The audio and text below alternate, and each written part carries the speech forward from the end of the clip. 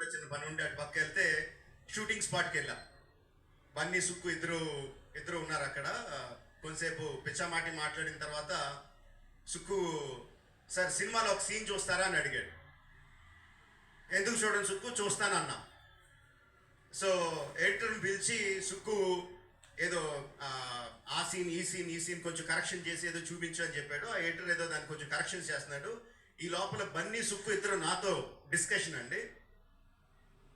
బన్నీ సుక్కు అంటాడు, ఎవరన్నా సీన్ చూసి సినిమా చూస్తావా అంటే నేను చూడండి అంటాను, ఆ తర్వాత వాళ్ళతో ఏం చెప్పాలో నాకు తెలియదు అంటాడు.